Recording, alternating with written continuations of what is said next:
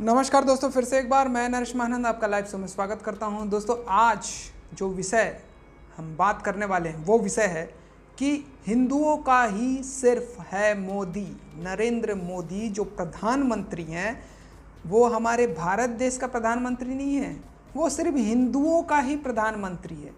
इस विषय पर आज हम चर्चा करने वाले। सभी धर्मों के तरफ से नरेंद्र मोदी जी को हमारा संदेश। हमारे प्रधानमंत्री नरेंद्र मोदी जी ये भूल चुके हैं कि सिर्फ भारत देश में सिर्फ और सिर्फ हिंदू धर्म के लोग ही नहीं रहते, बल्कि और भी धर्मों के लोग पाए जाते हैं।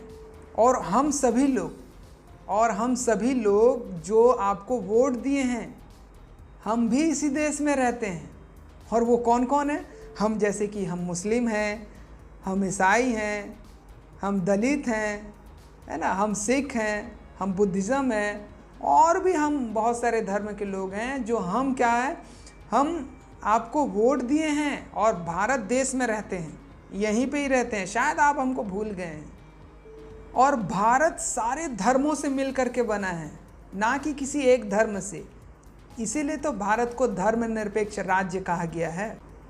पहली बात मैं ये बता देना चाहता हूँ नरेंद्र मोदी जी आपको कि भारत का कोई धर्म नहीं है, और भारत का एक प्रधानमंत्री होता है जो कि आप हैं। अब भारत का प्रधानमंत्री आप हैं तो ये प्रधानमंत्री पूरे भारत का होता है।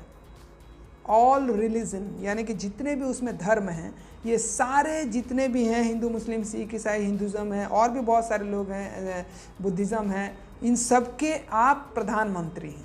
इन सभी ने आपको चुना है, वोट दिया है और आपको सियासत में बैठाया है। तो यहाँ पर जो है, आप पर्टिकुलर किसी एक व्यक्ति के नहीं हैं, है ना। आप पर्टिकुलर किसी एक व्यक्ति के नहीं हैं, ना कि हिंदू के हैं, ना कि मुस्लिम के हैं, और ना ही क्रिश्चियन के हैं, ना ही सिख के हैं, ना ही बुद्धिज़्म के हैं, ना ही जैन के हैं। आप किसके हैं? पूरे भारत के। तो भारत का प्रधानमंत्री का कोई धर्म नहीं होता, भारत का कोई धर्म नहीं होता, राज्य का कोई धर्म नहीं होता, और सिर्फ धर्म होता है तो मानव जाति का होता है, मनुष्य का होता है। तो आप प्रधानमंत्री बने हैं तो किसी एक धर्म के लिए प्रधानमंत्री ना बने, एक धर्म का भलाई ना करें। तो मेरा आपसे यही अनुरोध है नरेंद्र मोदी जी कि आप जो हैं सारे भारत के लिए काम करें, ना कि किसी एक धर्म के लिए। आप भारत के सारे जनताओं के लिए काम करें, भारत के सारे धर्मों के लिए काम करें, ना कि किसी एक धर्म के लिए, और ना ही किसी एक पर्टिकुलर किसी संस्था के लिए। नहीं तो सारे धर्मों के लोगों में विद्रोह उत्पन्न हो जाएगा, और वो लड़ेंगे, मरेंगे, एक दूसरे को मारेंगे, और भारत का अंत होने से कोई नहीं बचा पाएगा, और सारा भारत बर्बाद हो जाएगा। इससे जनधन की हानि भी होगी, और इससे यहाँ पे मानव का सबसे बड़ा हादसा हो सकता है, मानव जाति का अंत हो सकता है यहाँ पे। अब मैं आपसे यही सवाल करूँगा कि आपने राम मंदिर बनाया, ठीक है, आप हिंदू हैं, कोई प्रॉब्लम नहीं है, लेकिन क्या हिंदू लोग ही आपको वोट दिए थे?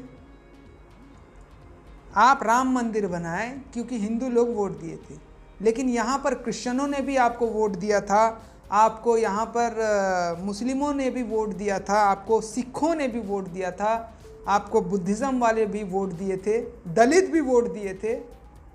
आपने चर्च नहीं बनाया क्रिश्चियनों के लिए, हिंदुओं के लिए मंदिर बनाया।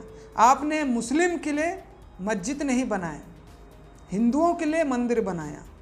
आपने सिखों के लिए गुरुद्वारा नहीं बनाया, हिंदुओं के लिए मंदिर बनाया।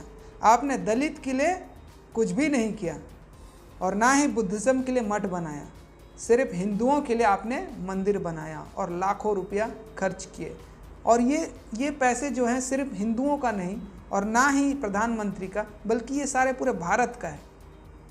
और ये जो भारत है ये सारे धर्मों से मिल करके बना हुआ है। तो आप हिंदुओं के प्रधानमंत्री नहीं है, बल्कि भारत के प्रधानमंत्री है, जो कि भारत में सारे धर्मों का मेल होता है, भाईचारा, हिंदू मुस्लिम सिख ईसाई, हम सब भाई भाई।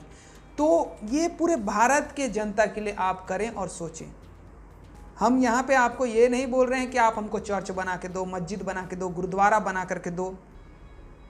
इसका मतलब ये बोल रहे हैं कि सारा श्रेय या सारा एक साइड ध्यान हिंदुओं में ना लगाएं।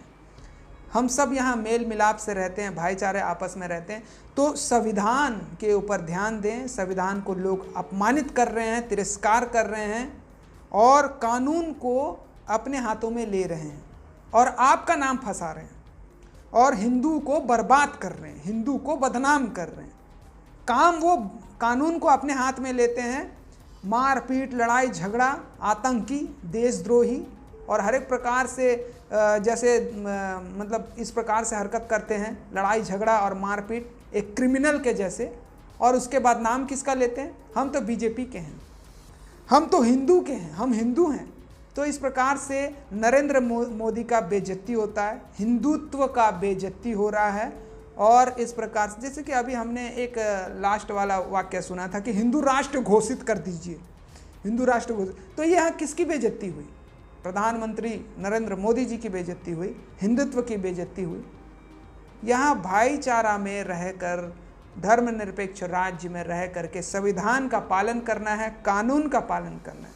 ये सारी बातें आप लोगों को सिखाएं और आप ये सारे कामों को करें ताकि देश का भला हो सके और देश के नागरिक आपके हित के लिए वोट करें और आप उनके लिए सहयोग करें।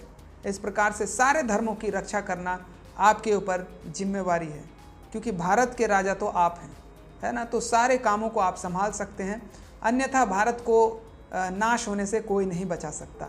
अगर सारे धर्म के लोग विद्रोह पर उतर जाएंगे तो एक दूसरे को ख़त्म कर देंगे।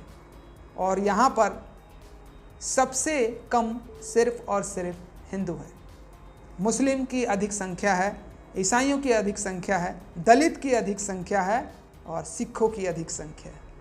तो सभी को बर्बाद होने से बचा लीजिए और आप सही फैसला लीजिए और विशेष करके मसीही लोगों का, ईसाई लोगों के लिए कुछ प्रोटेक्शन करें।